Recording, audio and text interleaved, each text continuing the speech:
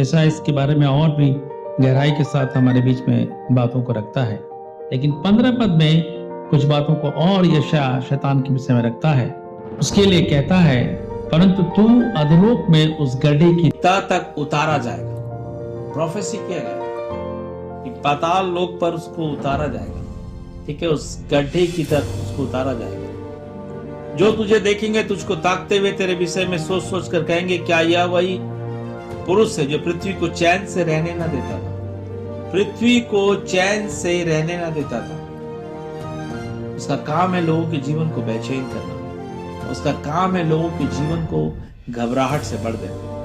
आप गौर करना, सुसमाचार को आप ध्यान से जब आप पढ़ोगे ना, तो आपको यीशु की व्याकुलता पकड़ में आएगी।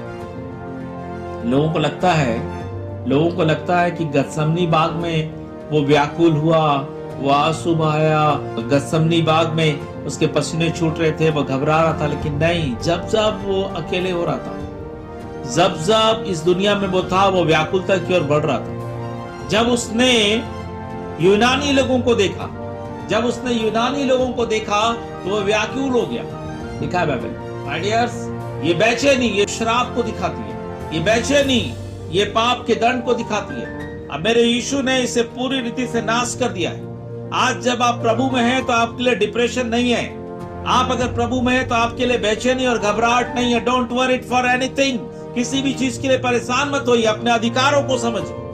अगर परेशानियां आपके जीवन में हैं, अगर चीजें आपको लग रही हैं कि आपको तंग कर रही है, लेकिन वहां आप होली स्पिरिट में आइए, स्वर्गीय स्थान में आइए और कमांड कीजिए उन सारी बातों को कि आपके प्रभु ने आपकी बेचैनी को खत्म कर दिया। ये डेविल का काम है जो आपको चैन से रहने नहीं देता।